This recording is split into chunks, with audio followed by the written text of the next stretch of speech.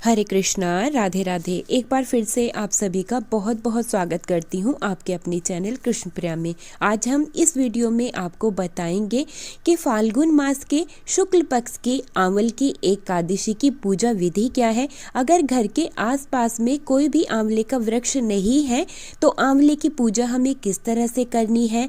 साथ ही जानेंगे कि व्रत हमें 9 मार्च को करना है या 10 मार्च को करना है। पारण का शुभ समय क्या रहने वाला है, सारी जानकारी वीडियो में लेकर के आई हूँ, इसलिए वीडियो को पूरा जरूर से देखिएगा। वीडियो अच्छी लगे तो लाइक शेयर जरूर से कीजिएगा। चैनल पर पहली बार आए हैं तो प्लीज चैनल को सब्सक्राइब जरूर से कर लीजिएगा। देखिए, फाल्गुन मास के शुक्ल पक्ष की 11 को हम आंवल की एकादशी के नाम से जानते हैं। इसको हम रंग भरनी एकादशी भी कहते हैं और आंवला एकादशी भी कहते हैं। देखिए, ये व्रत सभी व्रतों में उत्तम होता है, इसीलिए इसको व्रत राज भी कहा जाता है और इस दिन आंवले के वृक्ष का पूजन करना बहुत ही उत्तम माना जाता है।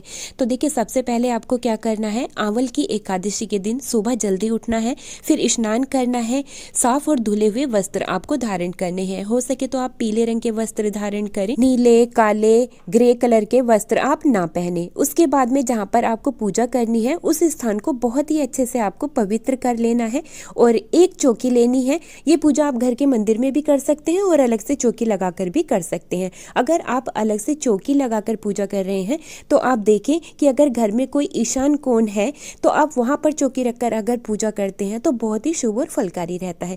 लेकिन घर में कोई भी कोना ऐसा नहीं है जो कि ईशान कोण में पड़ता है तो आपको पूर्व दिशा की ओर मुंह करके पूजन करना है। चौकी के ऊपर पीले रंग का, लाल रंग का या सफेद रंग का वस्त्र बिछाएं और आप फिर इस तरह से, आपके घर में भगवान विष्णु जी की कोई भी प्रतिमा है तो उसको आपको सफेद तिल का आसन देना है और इस तरह से सबको विराजमान करना है। घर पर जो भी श्री विग्रह हैं, जैसे कि पीतल के हैं, तांबे के हैं या फिर आपके यहाँ पर जो मार्बल के होते हैं वो हैं, तो सभी को पंचामृत से या कच्चे दूध से स्नान कराना है। आप इत्र मिश्रित जल से भी स्नान करवा सकते हैं। अगर घर पर शालिग्राम जी विराजमान है उनको भी आपको पंचामृत से, कच्चे दूध से स्नान कराना है।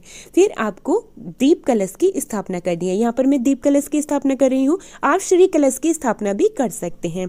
देखिए, अगर हम कोई भी पूजा करते हैं ना तो उसमें हमें जो है कलश जरूर से रखना चाहिए। आप दीप कलश रख सकते हैं, आप श्री कलश रख सकते हैं, ये बिल्कुल आपके ऊपर है, क्योंकि कलश में सभी देवी देवताओं का वास माना जाता है।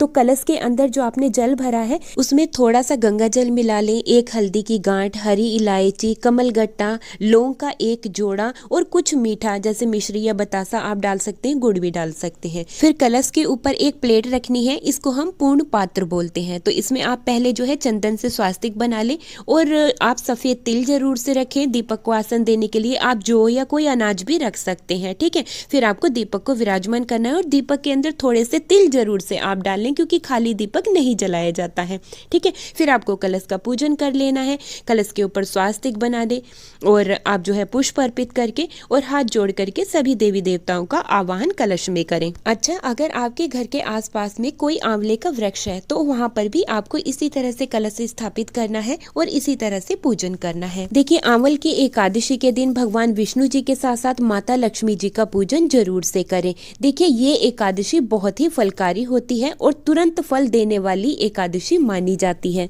देखिए, सही विधि के साथ सही नियमों से की गई पूजा हमें कई गुना फल देती है और हमारे प्रभु हमसे बहुत जल्दी खुश भी हो जाते हैं और अपनी भक्ति हमें प्रदान करते हैं और साथ ही अपना बहुत सारा आशीर्वाद भी हमें देते हैं। तो देखिए, फाल्गुन मास के शुक्ल पक्ष की एकादशी, जिसको हम आंवल की एकादशी के नाम से भी जानते हैं और रंग भरनी एकादशी, आंवला एकादशी जैसे नामों से हम इसको जानते हैं। हर साल होली से 4 दिन पहले ये एकादशी आती है और इस एकादशी को हम अपने कान्हा जी के साथ होली भी खेलते हैं, उनको रंग भी लगाते हैं। इस व्रत को करने से देखिए व्यक्ति के सभी पाप नष्ट हो जाते हैं। तो जो लोग साल की सभी एकादशियों के व्रत नहीं करते हैं ना, उनको रंग भरनी एकादशी का व्रत जरूर से ही करना चाहिए। अगर आप नया व्रत शुरू करना चाह रहे हैं तो 4 बड़ी एकादशी होती हैं जिनसे कि एकादशी के व्रत शुरू किए जाते हैं। तो आप इस रंग भरनी एकादशी, आंवल की एकादशी से एकादशी व्रत करना शुरू कर सकते हैं। देखिए, जो लोग इस रंग भरनी एकादशी का व्रत करते हैं उनके सभी पाप तो नष्ट हो जाते हैं और उन्हें 1000 गोदान का फल भी मिलता है। जो लोग जीवन में सुख समृद्धि चाहते हैं तो उनको सुख समृद्धि मिलती है। जो लोग मोक्ष की कामना से इस व्रत को करते हैं ना, तो ठाकुर जी उनको मोक्ष भी प्रदान करते हैं। देखिए, आंवल की एकादशी का जब आप पूजन घर पे करें तो आप पूजा में आंवला जरूर से रखें, क्योंकि इस दिन आंवले की पूजा विशेष रूप से की जाती है। तो आप सूखा हुआ आंवला भी ले सकते हैं या जो आंवले का फल आता है ना, उसको भी आप रखकर पूजन कर सकते हैं। देखिए, ऐसा माना जाता है कि आंवले की जो उत्पत्ति हुई है वो भगवान विष्णु जी के मुंह से हुई है, इसीलिए आंवला जो है बहुत ही गुणकारी होता है। देखिए, आंवले को हमारे शास्त्रों में विशेष स्थान मिला है। आंवला वैज्ञानिक और आयुर्वेदिक दोनों ही अनुसार बहुत ही उत्तम माना जाता है। आंवले के वृक्ष में श्री हरि भगवान विष्णु जी का वास होता है और आंवल की एकादशी का व्रत करने से भगवान विष्णु और माता लक्ष्मी अत्यधिक प्रसन्न हो जाते हैं और अपना आशीर्वाद अपने भक्तों को देते हैं। आंवल की एकादशी के दिन ठाकुर जी को चंदन और हल्दी से तिलक लगाएं और ठाकुर जी के श्री चरणों में पीले रंग के पुष्प अर्पित करें और भोग में फल, मिठाई, आंवले का फल जरूर से रखें। जो लोग इस परम दुर्लभ व्रत को करते हैं उनके सभी कष्ट और पाप भी समाप्त हो जाते हैं। इस साल 2025 में आंवल की एकादशी या रंग भरनी एकादशी या आंवले की एकादशी 10 मार्च सोमवार के दिन बहुत ही शुभ संयोगों के साथ सूर्य उदय में द्वादशी मिश्रित एकादशी है। तो जी 10 मार्च को ही आंवल की एकादशी का व्रत करना है। और आंवल की एकादशी का जो पारण है ना, वो 11 मार्च को रहेगा। मैं आपको समय बता देती हूँ, 6:45 से 7:44 के बीच में आप पारण कर सकते हैं। बाकी आप अपनी सिटी के अकॉर्डिंग टाइम को देख सकते हैं। देखिए, ठाकुर जी के भोग में हमें तुलसी पत्ता जरूर से रखना होता है और एकादशी के दिन तुलसी जी तोड़ी भी नहीं जाती है और तुलसी जी में जल भी नहीं चढ़ाया जाता है। तो आप तुलसी पत्ता पहले से ही तोड़ के रखें, क्योंकि इस दिन भगवान विष्णु जी को भी तुलसी पत्ता जरूर से अर्पित करना चाहिए।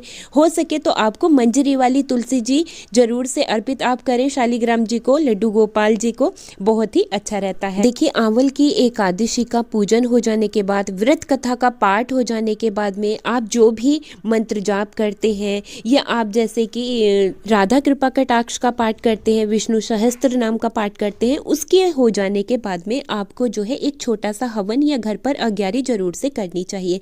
तो इस तरह से आपको 5 बार आहुति देनी है और आप ओम नमो भगवते वासुदेवाय, ओम कृष्णाय वासुदेवाय नमः, इस तरह के आप मंत्र बोलते हुए या जो भी आपको मंत्र आते हैं, इस तरह से आपको आहुति देनी है। घी की आहुति देनी है और आपको जो है जो सामग्री होती है उसकी आहुति देनी है और कुछ मीठा आपको जो है हवन में जरूर से ही रखना चाहिए। अच्छा, आपने जो ये हवन किया है, अग्यारी की है, तो इसको है ना आपको पूरे घर में जरूर से दिखाना है। विशेषकर आपको रसोई घर में जरूर से दिखाना चाहिए, क्योंकि रसोई घर में अन्नपूर्णा माता का वास होता है। आप इस दिन कपूर से भी आरती कर सकते हैं। कपूर में आप 1 जोड़ा लौंग का डाल करके आरती ठाकुर जी की कर सकते हैं। इस दिन आप जो है हरी बाती, जिसको हम जो तुलसी जी सूख जाती है ना, उससे हम बनाते हैं, तो उसकी आरती करना, ठाकुर जी के सामने उस लकड़ी के दीपक को जलाना बहुत ही उत्तम माना जाता है। तो आप ये कर सकते हैं।